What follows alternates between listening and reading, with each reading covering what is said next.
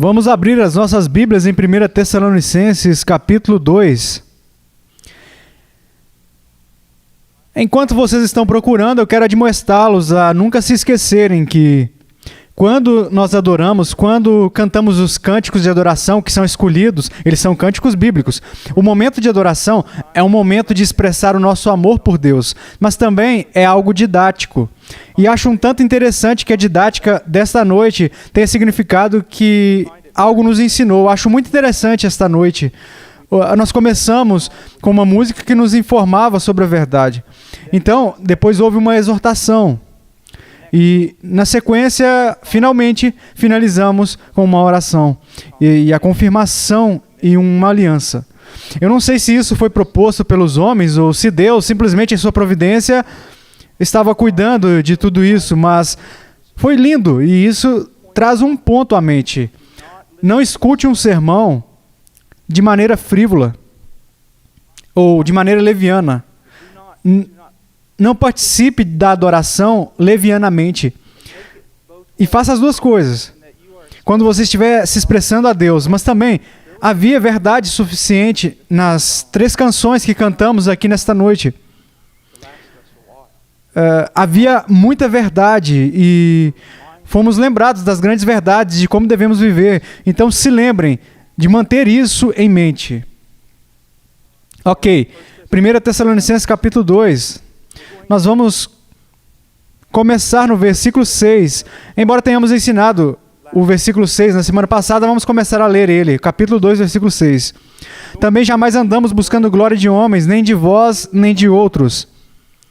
Embora pudéssemos, como enviados de Cristo, exigir de vós a nossa manutenção, todavia nos tornamos carinhosos entre vós, qual ama que acaricia os próprios filhos. Assim, querendo-vos muito, estávamos prontos a oferecer-vos não somente o Evangelho de Deus, mas igualmente a própria vida. Por isso que vos tornastes muito amados de nós, porque vos recordais, irmãos, do nosso labor e fadiga, e de como noite e dia, labutando para não vivermos à custa de nenhum de vós, vos proclamamos o Evangelho de Deus. Vós e Deus sois testemunhas do modo por que piedosa, justa e irrepreensivelmente procedemos em relação a vós outros que credes. E sabeis ainda que, de maneira como pai a seus filhos, a cada um de vós, exortamos, consolamos e admoestamos para viverdes por modo digno de Deus, que vos chama para o seu reino e glória. Vamos ao Senhor em oração. E, por favor, ore. Pai, eu me achego diante de Ti, sabendo disso, Senhor, que pregar a Tua palavra é uma impossibilidade. Que, Senhor, tudo isso é em vão, a menos que o Seu Espírito esteja operando entre nós, manifestando a Tua bondade, nos ensinando a verdade. Pai, eu imploro que o Senhor nos ajude. Que não seja simplesmente algo que venhamos aprender a verdade, mas que ela seja aplicada aos nossos corações, traga grande convicção, sentido de dever e compromisso. E Pai, o Senhor conhece o meu coração, o Senhor conhece a minha mente. O Senhor sabe o quão fraco eu sou. Então, Pai, eu oro para que o Senhor permita que eu fale com clareza e com ousadia.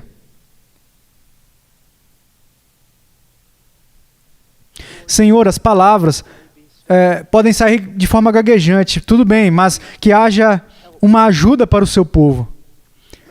Faça-os crescer em Cristo. Faça-os, demonstre, Senhor, a beleza do Evangelho a eles. E nos ajude como ministros, Senhor. Que venhamos viver isso na frente deles.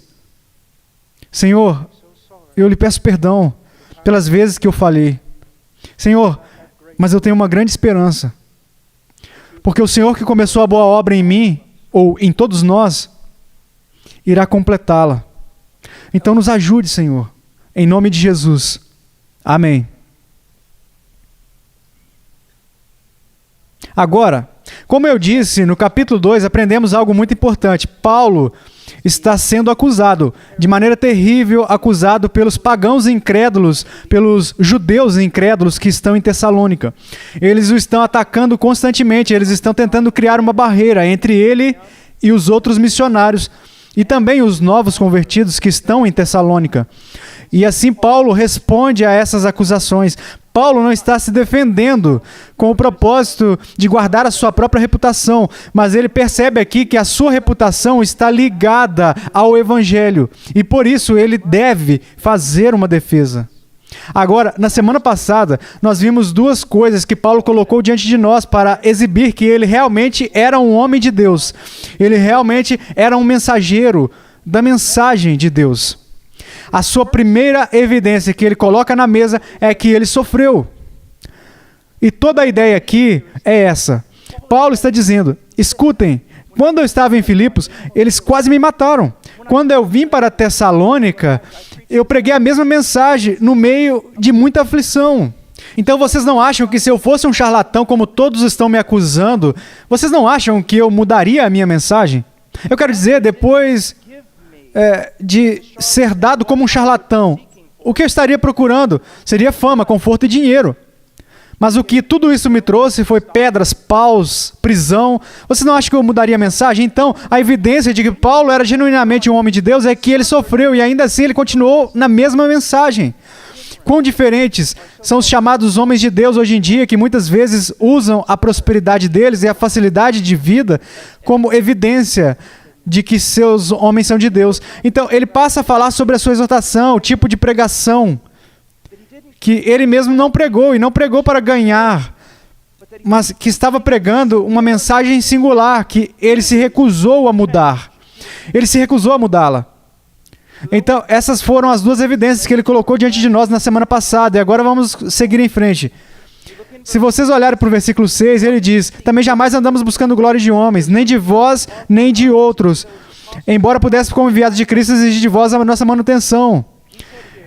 Ele disse aqui que, como apóstolo de Cristo, enviados de Cristo, podemos ter o direito de exigir de vocês autoridade inquestionável, ou como Calvino diz, entre aspas, obediência inquestionável, como Calvino diz, sob a nossa obediência incondicional.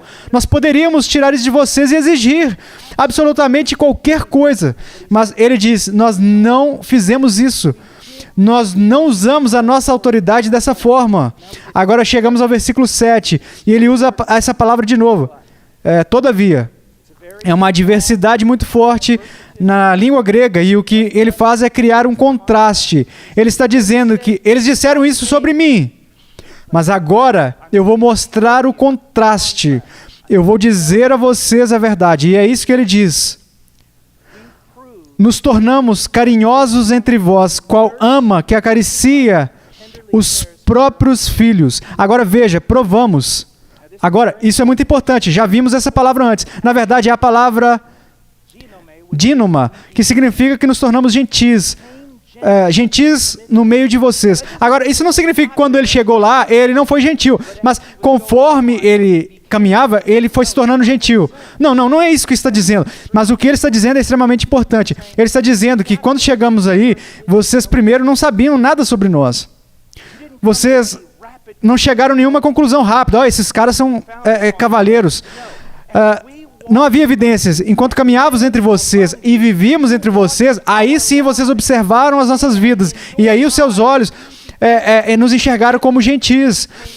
Tornamo-nos merecedores de título. Isso é o que vocês enxergaram, que nós éramos. Vocês viram isso em nós. E eu lembro que nós voltamos constantemente no capítulo 1 e no início do capítulo 2. E ele está sempre usando a palavra grega oida, que é, vocês sabem, o que significa que vocês perceberam, vocês observaram o tipo de homem que nós somos. Agora vamos parar por um minuto e pensar a respeito disso. Isso não é incrível? E não gostaríamos que isso fosse parte da nossa vida? Não simplesmente no púlpito, vocês assistindo a um pregador no púlpito ou alguém observando vocês quando vocês estão na frente no centro de um palco. Não, mas se alguém seguisse você na sua vida diária. e depois de meses e meses observando vocês em todas as atividades, eles dissessem: este é um homem gentil. Esta é uma mulher gentil. Não é isso que nós desejamos? Agora, não abaixe a cabeça perante mim, porque se alguém tem o direito de abaixar a cabeça, sou eu. Eu não sou particularmente dado a muita gentileza. Eu sou como um touro em uma loja de porcelana. Mas podemos nos tornar isso. Jogaram as vestes aos pés de Paulo quando eles estavam matando Estevão. E ele não era gentil. Paulo arrancaria os seus olhos pela menor infração na lei. Mas agora veja o que Jesus fez com ele. Ele se tornou um cara gentil, carinhoso, não apenas entre os judeus crentes, ele é gentil entre os pagãos crentes, que nada sabem a respeito do único Deus verdadeiro. Ele disse: isso é o que eu sou. Ele diz: eu provei diante dos seus próprios olhos que eu sou carinhoso. E também Silas e Timóteo e o outro homem. Não é incrível? Não é exclusivamente Paulo. Não é Paulo porque, Paulo é um apóstolo. Os outros homens que estavam com ele também foram transformados. Você diz: irmão Paul, por que eu não sou transformado? Eu às vezes digo isso: porque eu não estou em Cristo. Você realmente deseja isso? Você realmente busca isso em sua vida? Se você e eu realmente fizéssemos isso, então não voltaríamos atrás e ficaríamos com ira. Toda vez que as coisas não saíssem do nosso jeito, toda vez que alguém não agisse da maneira que nós queremos que eles ajam, nós os enxergaríamos como Deus, usando uma lixa para nos transformar e nos tornar diferentes. Paulo diz: nos tornamos carinhosos entre vós. Agora, a palavra carinhosos aqui também pode ser traduzida como gentil. Também denota a ideia de brandura. E eu quero que vocês marquem aqui em 1 Tessalonicenses, e eu quero que vocês prossigam por um segundo para 2 Pedro, capítulo 2. 2 Timóteo, capítulo 2, versículo 24. Ora, é necessário que o servo do Senhor não viva a contender. Agora, nós devemos brigar? Às vezes. Paulo brigava quando a verdade estava em jogo, mas ele não era uma pessoa briguenta. Ele não enxergava o ministério dele como algo para sair por aí contradizendo e contendendo. O ministério dele era para proclamar a verdade. Ele não deve contender, e sim deve ser brando. É a mesma palavra que nós temos aqui, significando gentil. Então, gentil também é o oposto de alguém que está sempre contendendo. Uma das coisas, caros amigos, que vocês nunca devem desejar é simplesmente dizer: bem, essa é apenas a minha personalidade, porque toda vez que você diz, você está enrolando uma corrente no seu pescoço e se colocando em uma escravidão ainda maior.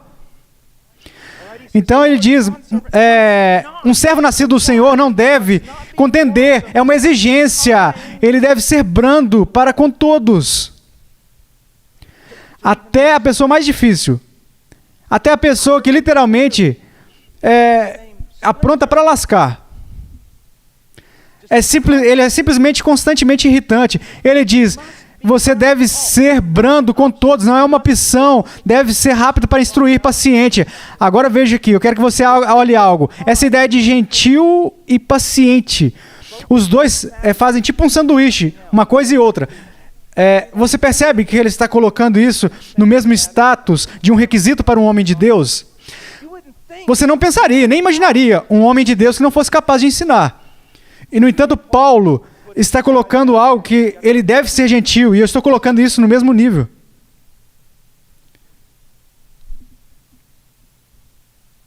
Vocês entendem? Você pode conhecer tudo sobre a verdade, você pode ser capaz de proclamá-la, discuti-la, todos os tipos de coisas, mas o outro requisito aqui é a bondade e a gentileza. Então, vamos voltar para 1 Tessalonicenses. Ele diz: nos tornamos carinhosos entre vós. Agora, olhe para o que vem depois. Qual ama que acaricia os próprios filhos. Literalmente no meio de vocês. E o que isso nos diz sobre Paulo? Ele era um apóstolo, ok? Antes de ser um apóstolo, ele era um hebreu o judeu dos judeus, um fariseu dos fariseus. Ele estava acima de todos os seus contemporâneos como um fariseu. Ele se converteu e se tornou o erudito cristão, o preeminente erudito cristão e apóstolo cristão. Este homem sempre foi o mais alto no pódio. Ele sempre foi o primeiro colocado. Mas ele diz, como apóstolo de Jesus Cristo, como arauto de Deus, eu estava no meio de vós. Ele não fez uma separação de categorias entre si mesmo. Ele não se via como superior. O seu ministério não era algo distante, não era algo impessoal. Ele não veio caminhando de túnica e pregando para as pessoas e depois ele ia embora. Ele estava no meio deles. E claro, como eles poderiam saber algo sobre o seu caráter se ele não estivesse no meio deles?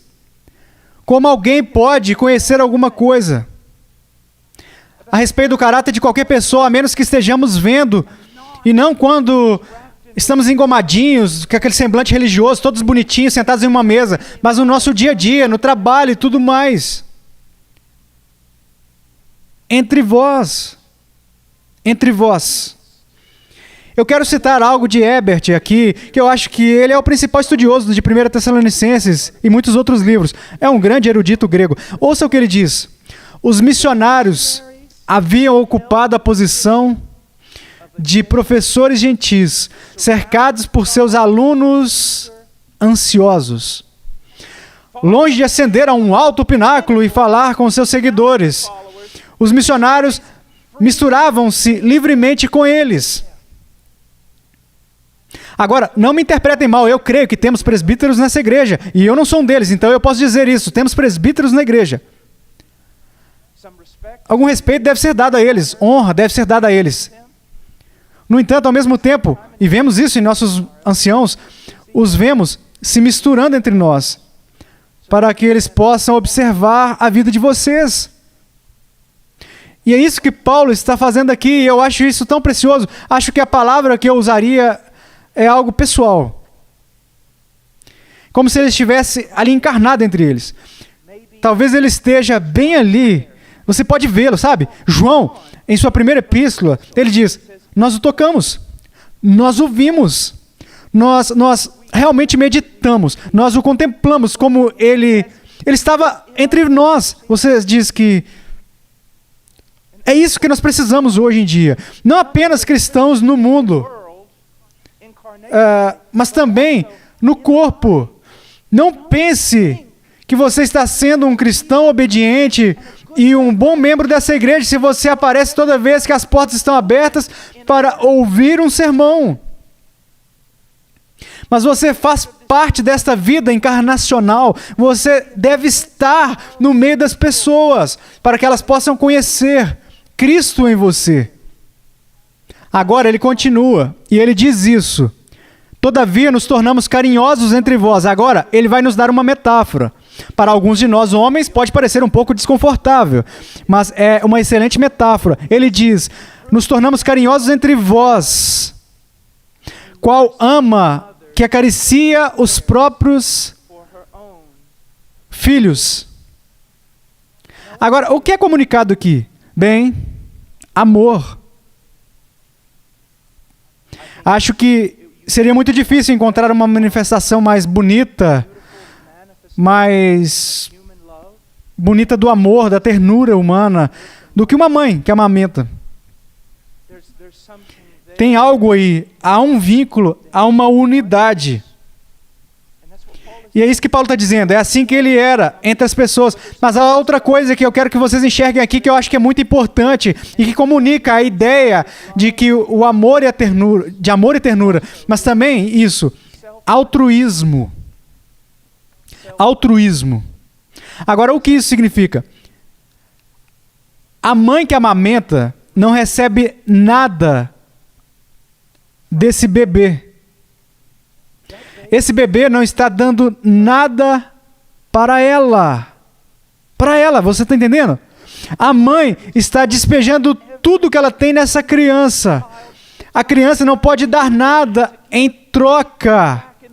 Mas a mãe faz isso por causa da alegria, do amor que ela sente por essa criança. E Paulo vai continuar e vai dizer a mesma coisa no próximo versículo. ela não recebe nada. Não recebe por quê? Porque ela é muito motivada por causa do amor. Ela não precisa disso. É o ato de doar a si mesma. Traz alegria e traz a satisfação. Agora, quantas vezes você e eu, o nosso amor, se podemos chamar de amor. Agora, isso não é apenas para pastores. É para cristãos, para pais, para mães que cuidam do homeschooling, maridos, esposas. O nosso amor. Às vezes eu nem quero usar essa expressão. Porque o que é baseado, o que flui, isso flui até por um segundo, até a resposta apropriada que nós estamos esperando não ser dada. Então nós cortamos isso. Nós interrompemos esse ciclo de amor. Mas não Paulo. Quando ele sofreu por dentro, pelas mesmas mãos dos jovens, por causa da sua desobediência, por causa da sua impureza, por causa de todas as coisas em que eles caíram, no entanto, ele simplesmente continuou amando. Isso é um altruísmo muito grande. Também a ideia de uma autodoação. E eu quero que vocês pensem nisso. Essa mulher não vai ao supermercado e compra um pouco de algo para a criança, para dar à criança. Não é algo externo. Ela está dando à própria criança o que flui dela. A sua própria vida está fluindo dela para aquela criança. Paulo vai dizer isso sobre si mesmo também. Que ele transmitiu a eles não apenas o Evangelho de Deus, mas também ele doou a sua própria vida.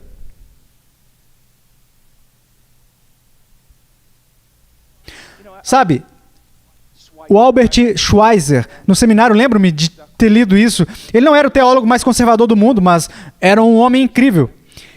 Isso ficou comigo marcado. Ele era um filósofo, um teólogo, um doutor nisso. Ele era um médico. Era organista de concertos, acho que pianista. Ele era brilhante. E ele disse isso. Ele disse, eu vou passar os primeiros 30 anos da minha vida em algum lugar por aí, tornando-me tudo o que eu posso ser, para passar os próximos 30 anos da minha vida despejando tudo o que eu tenho em benefício dos outros. E ele fez isso. Ele fez. Ele deixou tudo. Viveu na pobreza, servindo pessoas no exterior. Ele deu uma palestra uma vez, e eu me lembro disso também. Eu não posso citar literalmente, mas ele olhou para os alunos no seminário, e eu estava lendo, e ele disse, eu não sei o que vocês vão se tornar, eu não sei o que vocês vão fazer, mas eu sei disso. O mais feliz entre vocês será aquele que doará a vida, tornando-se um servo de todos, doando a sua vida. Você não teve a maior alegria quando você imitou isso e doou a sua vida? E você não sentiu como se tivesse comido um animal podre quando foi egoísta? Sabe, no seu intestino, aquele trem remoendo? Isso deixa você cansado, doente de si mesmo e tudo mais tira a sua alegria. Então também há uma sensação de altruísmo aqui. E de doação de si mesmo e também de sustento. Veja, não está simplesmente fazendo isso por diversão, não está apenas fazendo isso para criar vínculo. Sabe o que está acontecendo? A vida daquela criança, ela depende do leite dessa mãe. Paulo, da mesma maneira, estava fornecendo sustento no seu ministério para esses jovens crentes. Ouvimos do escritor de Hebreus, ouvimos do próprio Pedro, o leite da palavra de Deus, até que vocês possam receber um alimento mais sólido. Mães que amamentam muitas vezes, e eu não vou criticá-las por isso, mas elas vão dizer, eu mal posso esperar para que essa criança seja desmamada. Você quer que eles vá para um alimento mais sólido. Os ministros carregam o mesmo fardo. Quando essas crianças vão crescer? Quando eles simplesmente deixarão de exigir um leite e vão passar a comer coisas mais sólidas em relação ao Evangelho de Jesus Cristo. E assim ele diz, qual ama, como uma mãe que acaricia os próprios filhos. E ele faz isso. Agora eu quero que vocês olhem para a palavra aqui. A frase aqui tem a palavra carinhosos, né? É algo que se importa. Falpo significa literalmente aquecer. transmitir calor. É uma declaração muito forte e importante. Agora, em Deuteronômio, há algumas leis dadas ali com relação a pássaros e ovos. E diz que se você estiver caminhando por um lugar no deserto e ver uma mãe, e literalmente sentada sobre os seus ovos, sentada sobre os seus filhotes, você não tem permissão para tomar eles. Agora, a Septuaginta é a tradução grega da Bíblia hebraica. E quando eles decidiram traduzir esse versículo de hebraico para o grego, eles usaram a mesma palavra. E a ideia não é que uma mãe pássaro está simplesmente sentada em cima dos seus filhotes para esmagá-los. Mas o que ela faz? Ela se senta e se posiciona com muito cuidado. Então ela começa a eriçar as suas penas e a mover as suas asas. Até que ela faça o quê? Ela cobre eles. E por que ela está cobrindo eles? Ela está cobrindo eles para aquecê-los. Por quê?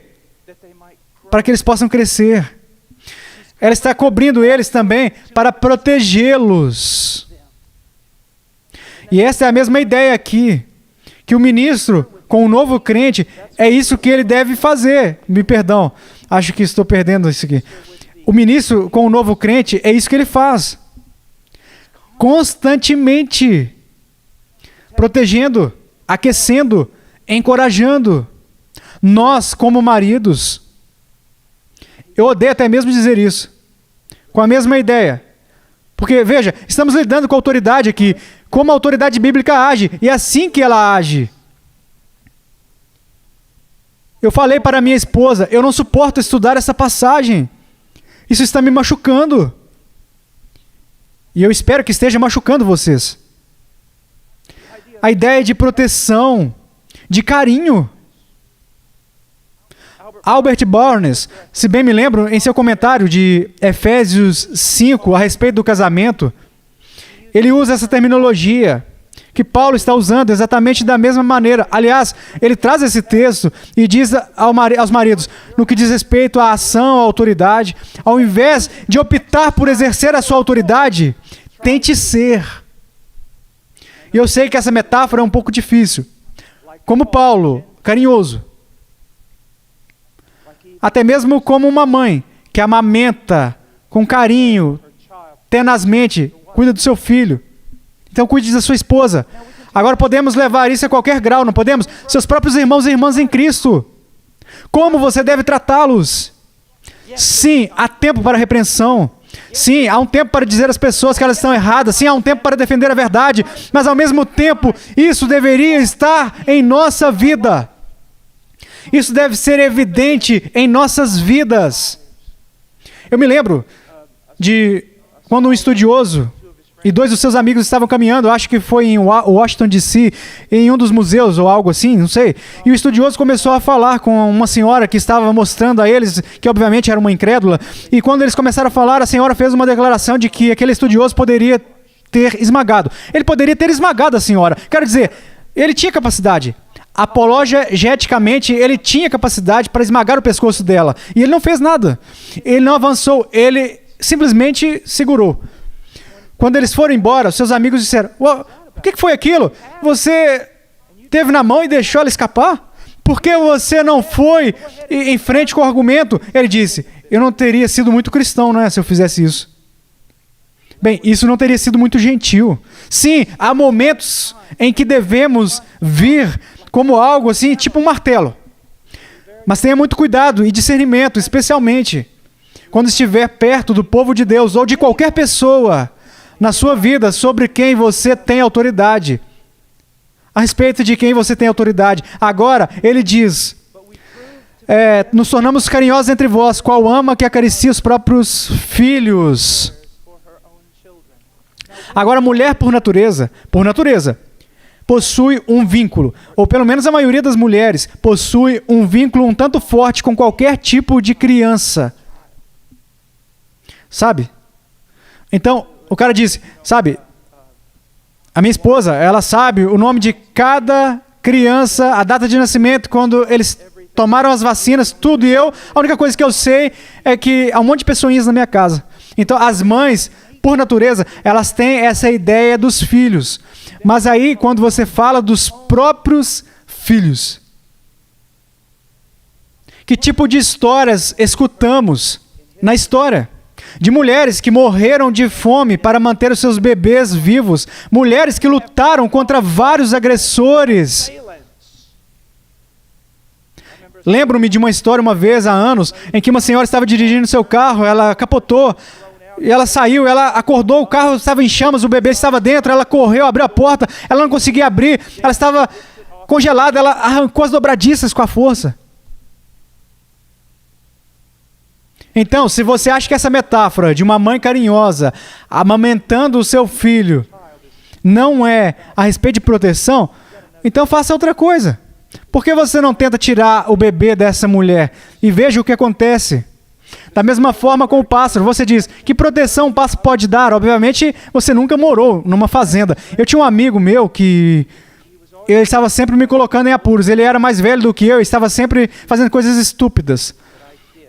E eu também fazia. O que isso diz sobre mim? Eu não sei, mas ele disse, vai, eu te desafio para você subir lá e tocar o ninho daquele gavião. Ah, era apenas um pássaro. E eu fui lá e toquei. Então eu corri por não sei quanto tempo.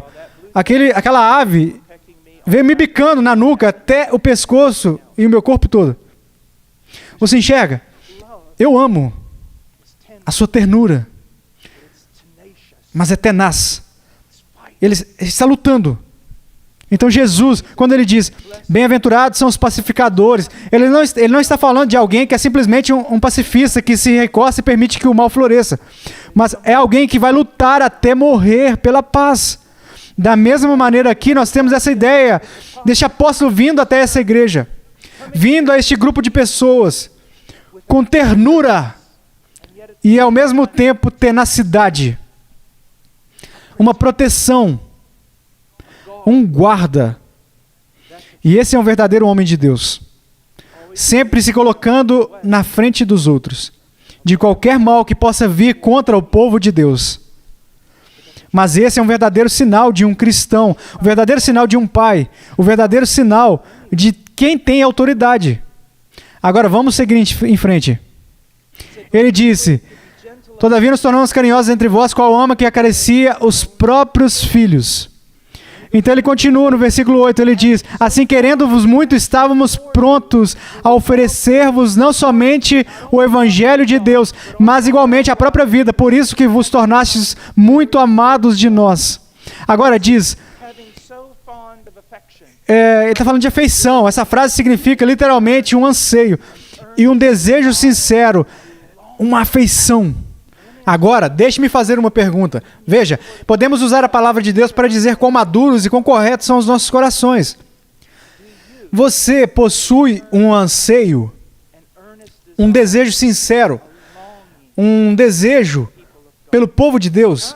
Não falando a respeito do povo de Deus globalmente, eu estou falando a respeito do povo de Deus nessa igreja.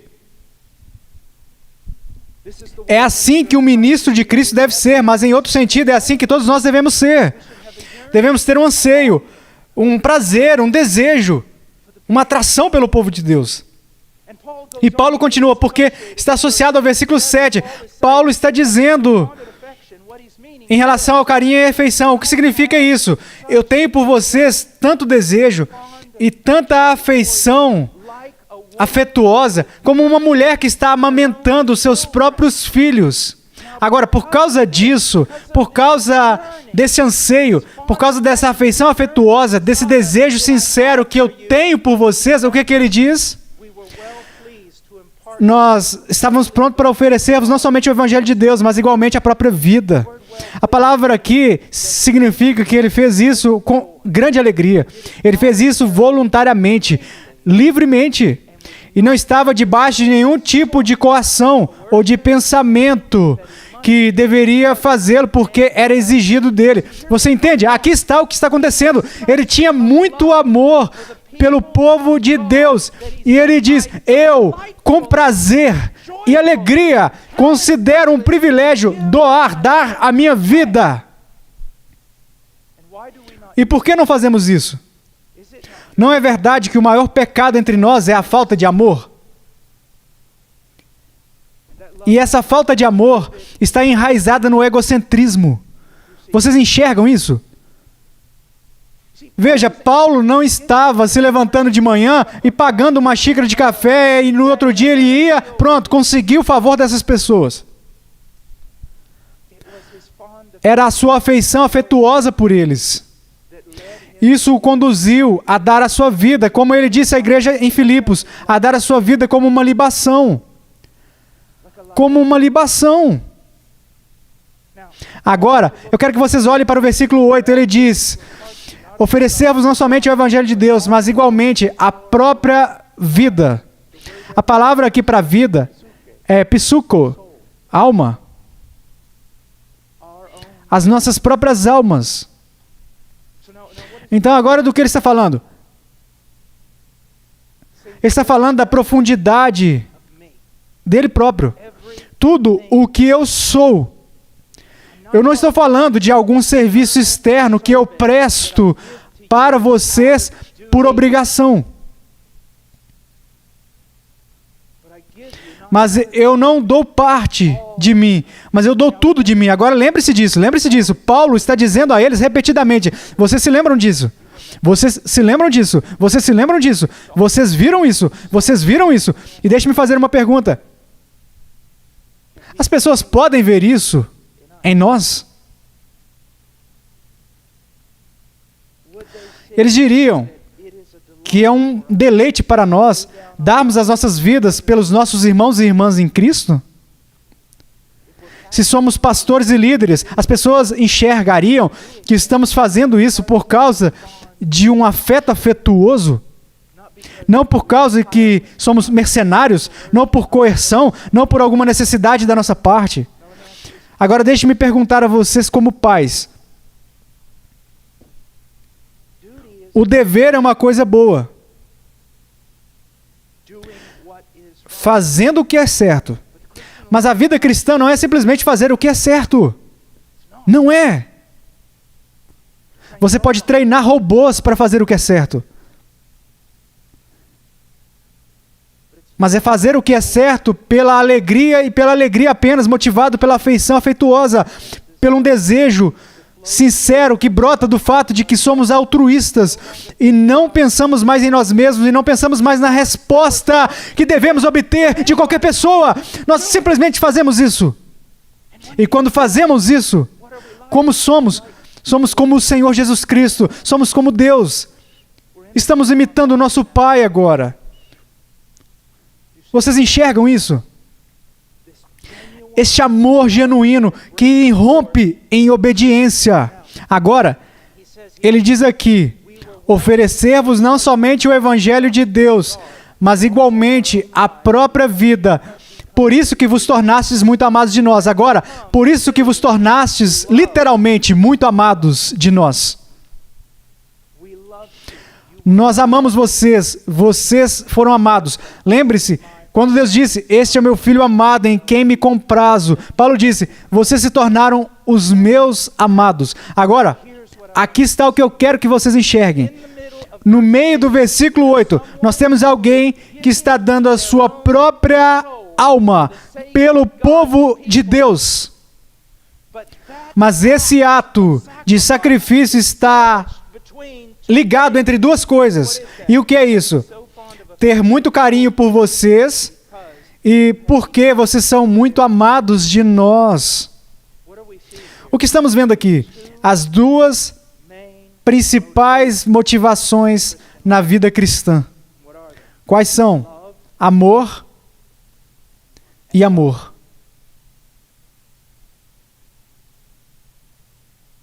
Isso é o que eles são. Amor e amor. É por isso que fazemos o que fazemos. Amor. Agora, de novo, não fique aí sentado com a cabeça baixa. Eu sei, espero que o Espírito Santo esteja lidando com vocês. Mas deixe que ele lide com vocês, mas depois veja também do que se trata. Nós podemos mudar. Podemos ser diferentes. Você diz: irmão Paul, como posso aprender a amar dessa maneira? Eu só quero prescrever duas coisas. Em primeiro lugar, olhando para o caráter do amor de Deus por você no Evangelho de Jesus Cristo. Por que não amamos as pessoas? Ou por que retemos as nossas afeições? É sempre porque eles não respondem adequadamente, eles não nos dão o que queremos, eles não fazem o que queremos, eles não são como queremos, eles nos decepcionam. Bem, deixe-me fazer uma pergunta. Você realmente gostaria que esse tipo de coisa fosse transferido para o seu relacionamento com seu Pai Celestial? Eu não posso mais amar porque não me dão o que mereço. Podemos dizer. E quando demos a Deus o que Ele merece? Quando fizemos alguma coisa. Mas nós falhamos. De muitas maneiras. Pense a respeito disso. E, no entanto, o seu amor permanece constante. Eu creio que quanto mais olharmos para isso no Evangelho de Jesus Cristo, mais seremos transformados por Ele.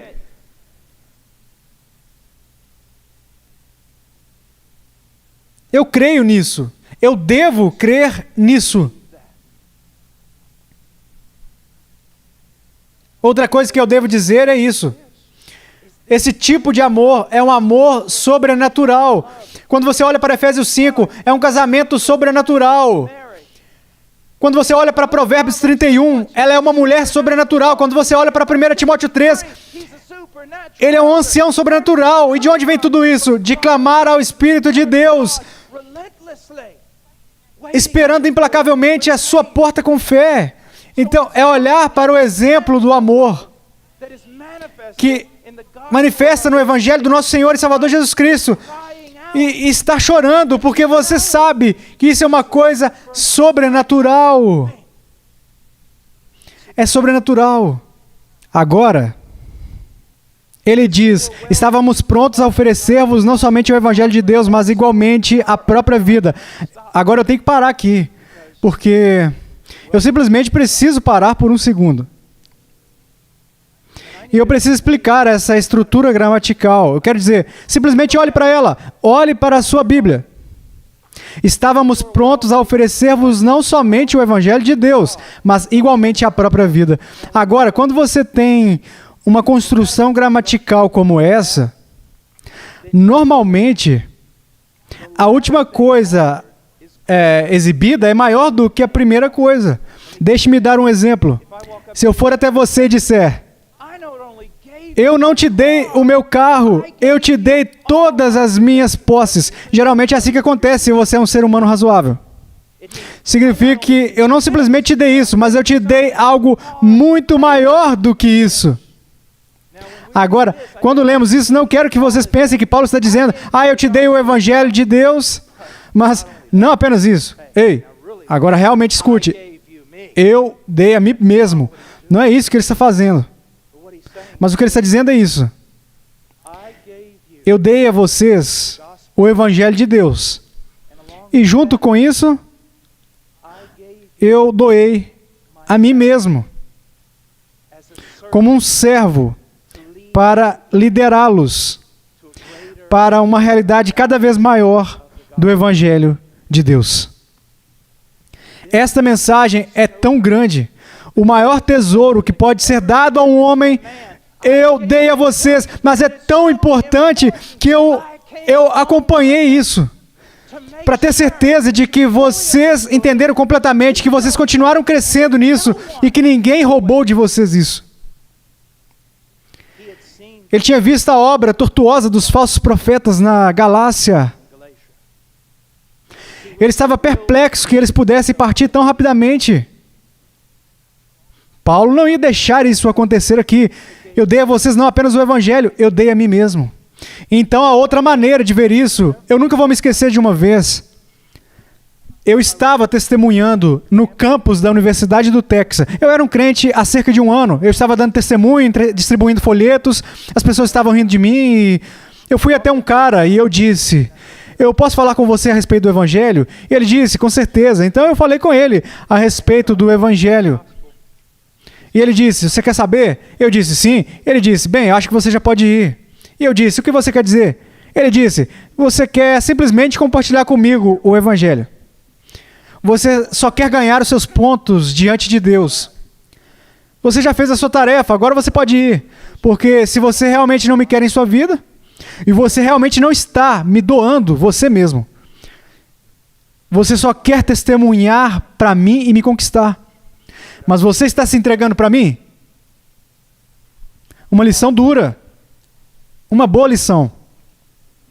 Veja, é tão fácil estar neste púlpito porque então depois eu posso ir para casa. Mas o que eu mais gosto é de trabalhar na missão. Ou estar lá nos ministérios de rua e tudo mais. É diferente. Por quê? Porque há muita confusão. Por que é bagunçado? Há crianças em todo lado. Estou falando de crentes imaturos e pessoas incrédulas. Uma congregação de imaturos. E é algo simplesmente confuso. Não queremos pessoas em nossas vidas porque elas são confusas. Nós não queremos nos dar a pessoas porque elas são bagunçadas. Preferimos fazer uma boa teologia. Mas não é disso que tratamos. Pelo menos não é isso que deveríamos ser, porque é sobre isso que Paulo trata. Veja, eu vi o curso completo no ministério cristão para ministrar e ninguém se importar em saber o seu nome, para ministrar e muitas pessoas saberem o seu nome. Não é sobre isso. E como vocês sabem, alguns de vocês vão ser ministros um dia, vocês precisam entender isso. Se trata de pessoas, e as pessoas são sempre confusas. E se você for um ministro verdadeiro de Cristo, sua vida será uma confusão daquelas. Uma confusão. Confusão. Mas real. Mas real. Ele diz: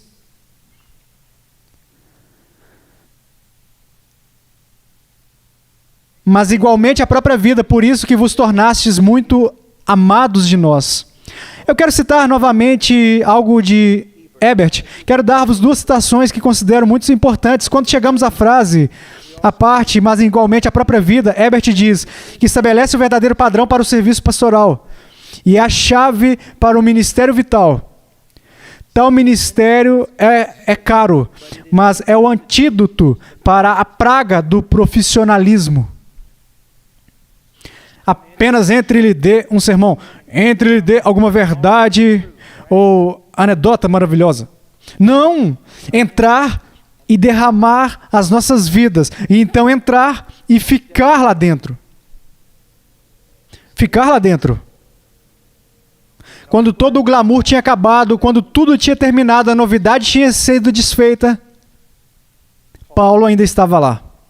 Houve outra coisa que Ebert diz, ele diz: por isso que vos tornaste muito amados de nós. E Ebert diz que o amor foi o incentivo desse ministério caríssimo. A proclamação dos missionários das boas novas da salvação de Deus foi impulsionada pela energia de um amor apaixonado. As pessoas sempre perguntam de onde vem a energia para o ministério. Conheço a fonte adequada. É o amor. Onde é que isso vem? A imitação de Cristo, refletindo sobre Cristo, refletindo sobre o Evangelho e a ajuda do Espírito Santo. Então, por um lado, é você olhando para Cristo nas Escrituras para ter um vislumbre cada vez maior dele. E por outro lado, você está de joelhos clamando que não pode viver essas coisas que você viu. A parte de Deus trabalhando em sua vida. Agora vamos continuar, estamos ficando sem tempo. Versículo 9. Porque vos recordais, irmãos, do nosso labor e fadiga, e de como noite e dia, labutando para não vivermos à custa de nenhum de vós, vos proclamamos o Evangelho de Deus. Ele diz mais uma vez para recordar, de novo, veja, recordais. Vocês não se lembram? Deixe-me dizer isso. Acho que será útil para todos nós. Um homem ignóbil, um homem ímpio, ele espera que todos esqueçam as suas ações. Um homem justo invoca e convoca todos os homens a se lembrarem deles. Nunca se esqueçam disso. E é isso que Paulo está fazendo aqui. Aqui só vemos credibilidade e caráter. Veja, trabalhamos em missões na Hot Cry. Sabe, todos os nossos problemas remontam à falta de caráter por parte de alguém em algum lugar. Mas aqui temos Paulo, abatido. Alguns diziam o homem de quem o mundo não era digno. Os outros diziam que era o homem que não era digno de viver. Chamavam-se a si mesmo de um arrasto, a escória de toda a terra. E aqui nós vemos uma integridade, uma ousadia nessa integridade tão grande que ele podia dizer: lembrem-se de como eu vivia quando eu estava com vocês. Espero que, como pais, possamos dizer aos nossos filhos que um dia podemos olhar para eles e dizer assim: ó, vocês se lembram da maneira como eu vivia diante de vocês? Que mesmo quando eu falhei, eu vim até você te pedir perdão. Que possamos fazer esse tipo de declaração como líderes, como pastores, como pais, mães, como esposas e maridos, como cristãos. Recordais. A coisa sobre os justos é que eles podem chamar as pessoas para lembrar. A coisa sobre os pecadores é que eles estão sempre esperando que alguém esqueça. Agora vamos continuar. Ele diz: porque vos recordais, irmãos, do nosso labor e fadiga. Topos macros. É um tipo de rima, não é? É exatamente como diríamos: labuta e dificuldade. Labuta e dificuldade. Isso é exatamente o que Paulo está dizendo. Quase teve sempre esse mesmo tipo de coisa. Então ele diz: vos recordais, irmãos, do nosso labor e fadiga, as nossas dificuldades. Copos. Nós estudamos essa palavra. Tem a ideia não só de trabalho, mas de algo que demanda energia, que cansa, que esgota e que traz aflição. Talvez esteja se referindo às coisas que Paulo teve que lidar, que o conduziram a ter que trabalhar até a exaustão. Esta era a sua vida, labuta e fadiga. É o lema do ministro.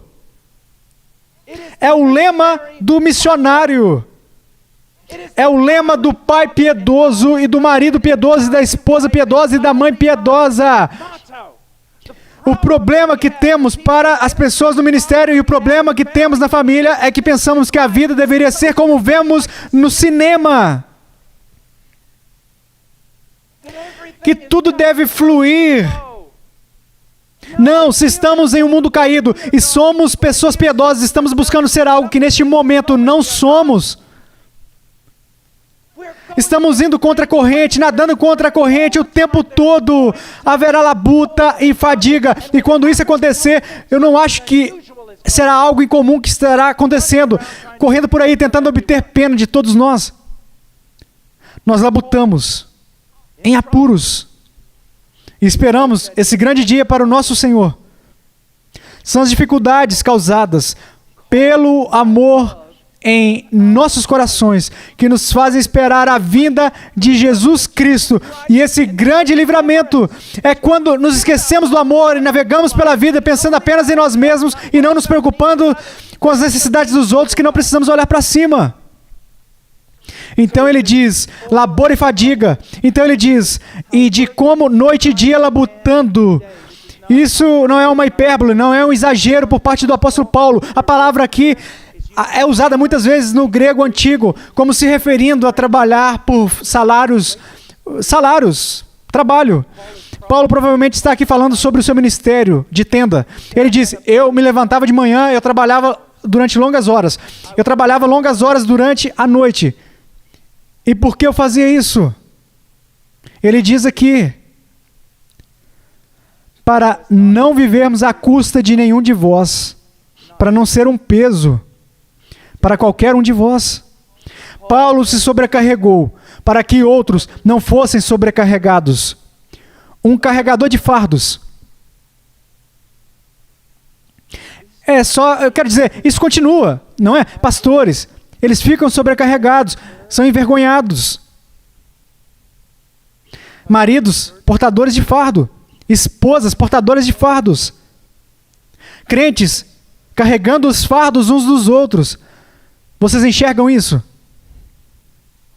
Paulo disse, eu carrego o fardo, para que vocês não precisem carregar. E por que ele fazia isso? Isso volta de novo para o amor. Amor. Agora, eu quero que vocês olhem, estamos terminando aqui, rapidamente. Noite e dia labutando para não vivermos à custa de nenhum de vós. Então ele diz, vos proclamamos o Evangelho de Deus. Vos proclamamos o Evangelho de Deus. Querigma, queruzo. Essa é a palavra que ele está usando para proclamar aqui. E se refere à proclamação de um arauto. E, em geral, é uma proclamação oficial. de um mensageiro designado. Designado. Dificilmente posso comunicar a vocês o senso de importância que este mensageiro teria. A importância da sua mensagem. Ele é um arauto. Ele foi escolhido por um rei para levar uma mensagem. Ele precisa ser extremamente fiel. Ele precisa ser corajoso. Ele precisa resistir. Ele, quando volta às cortes do rei, é um indivíduo extremamente importante. Agora eu quero que vocês vejam algo. Paulo diz, no versículo 6, como um apóstolo de Cristo, eu tenho autoridade. Eu não usei isso para minha própria vantagem. Então ele chega até aqui como um arauto do Deus Todo-Poderoso. Eu poderia ter sido um fardo para vocês. Eu poderia ter dito, cuidem de mim. Mas eu me abneguei disso, ok? E eu carreguei o fardo para que vocês não precisassem carregar. Agora, de novo, como eu disse antes, é certo para nós apoiarmos os nossos anciãos. É certo cuidarmos dos nossos missionários e coisas assim. O que eu quero que vocês enxergam é isso. Paulo às vezes recebia presentes de outras igrejas. Mas sempre Paulo via que era necessário fazer um sacrifício para o avanço do evangelho, a proteção da sua reputação ou o benefício dos neófitos, os recém-convertidos. Ele fazia esse sacrifício. Agora eu quero dizer algo aqui também. Às vezes ouço os americanos dizerem, bem, veja, vivemos na América, não temos que sofrer. Escolha então sofrer. Você não está na prisão. Dedique algumas horas por semana para interceder por nossos irmãos acorrentados, presos. Você tem bastante comida? Talvez devesse pensar em dar mais para as missões. Você poderia comprar aquele carro novo? E talvez às vezes seja certo, não que eu queira julgar ninguém sobre isso, mas também você pode comprar talvez um carro usado. Se você não precisa, você pode escolher. E as escolhas são importantes, meus amigos. Muito importante. Muito importante. Agora eu quero terminar dizendo isso. Apenas olhe isso. Vos proclamamos o Evangelho de Deus. Versículo 9, o Evangelho de Deus. Agora, nós já tocamos nessa frase 3 vezes neste capítulo. Mas aqui está o que eu quero apontar para vocês. Em primeiro lugar, o Evangelho. Agora, eu não vou pregar a vocês o Evangelho esta noite, mas aqui está o que eu quero que vocês vejam. Quando você pensa no Evangelho, Evangelho, você pensa em boas notícias, boas novas, e é isso que é. Mas a dívida é muito leve. É uma notícia tão maravilhosa que te deixa tonto. É muito maravilhoso. Faz você dançar. É muito maravilhoso. Que faz você cair no chão com a maior alegria e alívio. É uma notícia incrível. Foi muitas vezes usada em relação a campanhas militares. Praticamente sempre. Para campanhas militares. Agora, de que maneira? Bem, dessa forma. Vamos simplesmente criar um cenário. Digamos que a gente vive em Redford. E é um pequeno país, um pequeno reino de Redford, ok? Digamos que há 50 mil pessoas ao redor e o nosso pequeno reino de Redford. E nós recebemos a notícia de que fora das nossas pequenas fronteiras há um exército de cerca de 100 mil soldados treinados. E eles já destruíram tudo no caminho deles, massacrando homens, mulheres e crianças sem nenhuma piedade. Agora, a maioria de nós nunca esteve em uma guerra, mas isso seria algo aterrorizante. Não há como descrever o quão aterrorizante isso seria nas nossas fronteiras. Lá estão eles. Eles estão vindo e vão matar a todos nós. E nós enviamos este exército. O único exército que podemos enviar, nós os enviamos e observamos enquanto ele se afasta. Quanto mais ele se afasta, todos nos amontoamos atrás dos muros da cidade. Nós queremos ouvir as boas novas. A cada dia que passa, queremos ouvir novidades. E ao mesmo tempo, não queremos ouvir notícias. Porque não há como esse inimigo ser derrotado. Não há como olharmos para as nossas esposas, olharmos para os nossos filhos, tocarmos seus rostos. Percebemos que todos vamos morrer. Simplesmente não há esperança de que este exército tenha destruído exércitos ainda maiores do que ele. Então, de repente, alguém parado no muro diz: alguém se aproxima e está correndo. E pensamos que ele está vindo pela colina, o exército invasor está chegando. Pensamos nos nossos filhos, nossas esposas. Nós olhamos e pensamos no nosso último momento e alguém diz: não, é um dos nossos. Então pensamos que é o último homem. E ainda o exército inimigo está vindo. Então de repente ouvimos da sua boca o Evangelho. Evangelho. Evangelho. Boas notícias. Boas novas. Foram derrotados. Foram derrotados. Vencemos a guerra. Estamos salvos. É disso que estamos falando aqui. Então, havia uma razão pela qual, quando alguém ganhava uma batalha, as pessoas contornavam o general e diziam: deixe-me ir. Nós até encontramos isso no Antigo Testamento. Deixe-me ir, deixe-me ir, deixe-me ir contar as novidades, deixe-me ir contar as novidades. É disso que estamos falando e se aplica a nós, mas também se aplica à maneira como compartilhamos o Evangelho. É uma boa notícia. Não se aproxime de um cara que bebeu demais ou de uma jovem mal vestida e comece a falar sobre moralidade com eles. Fale sobre o Evangelho para terem boas novas. Você não precisa mais fazer isso. Boas notícias. Boas notícias. Agora, basta olhar para isso. A frase Evangelho de Deus é usada 3 vezes neste capítulo. Em cada um eu quero que vocês vejam que há algo extremamente importante. Versículo 2. Tivemos ousada confiança em nosso Deus para vos anunciar o Evangelho de Deus em meio a muita... O que ele diz? Luta. Evangelismo.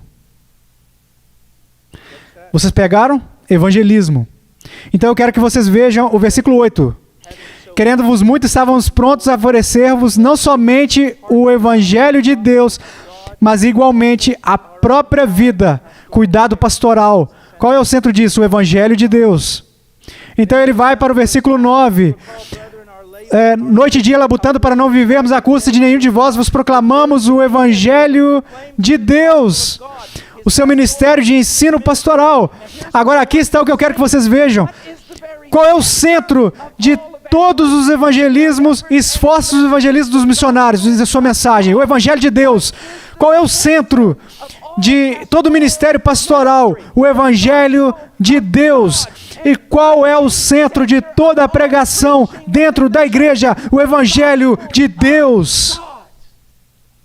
E eu digo a vocês, este é um dos nossos grandes problemas na igreja hoje em dia. Pensamos no Evangelho que nem mesmo entendemos em seu contexto e evangelismo. Pensamos no Evangelho para evangelismo.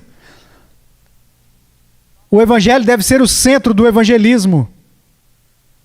O Evangelho apressa-se a ser o centro de todo o ministério pastoral.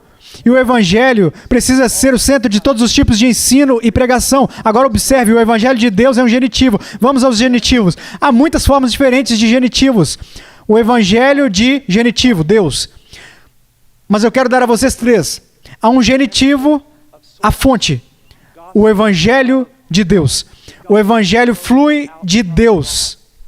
Ele é a fonte disso. Ele é o autor. Ele é quem está por trás do seu poder. O Evangelho de Deus. Da fonte, da posse. É o Evangelho dele. Não é nosso Evangelho. Nem mesmo o Evangelho da igreja. É o Evangelho de Deus, em última análise.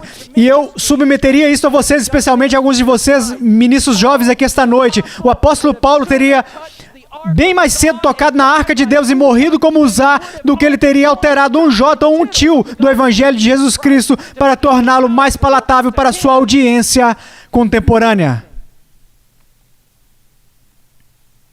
Eu estou dizendo a vocês, jovem, me escutem. Todos esses pregadores aí fora, eles dizem, não estou mudando o evangelho, eu estou apenas moldando ele. O evangelho não é o seu para você fazer isso. É o evangelho de Deus. Você prega o mesmo evangelho que o apóstolo Paulo pregou, e você faz bem. Você muda um J em um tio e corre o risco de perder a sua alma. Você está entendendo? Ele é o possuidor desse evangelho. E por fim, um genitivo de descrição. A descrição. Esse evangelho é tudo sobre Deus. Tudo começa e termina com Deus. Se vocês estão aqui essa noite e algo cortou o coração de vocês, muito bom. Muito bom. A única coisa que o diabo tentará operar sempre que houver uma convicção na alma é que ele fará com que você tente se esconder de Deus para fugir de Deus. O seu pecado foi exposto, Deus não quer você. Esse é o maior erro do crente. Se algum pecado foi exposto na sua vida, como tem sido na minha durante toda a semana, enquanto vem estudando essa passagem, corra para Cristo. Corra para Cristo. Ou se você está aqui e não conhece esse evangelho, essa realidade, dessa alegria, da salvação, ela não está na sua vida, corra para Cristo. E além disso, venha até um dos anciãos, um dos ministros, um dos homens aqui. E diga, tem algo que não está correto comigo. Eu quero conhecê-lo. Eu quero ser salvo. E faça isso, meu amigo. Faça isso. Faça isso. Vamos orar.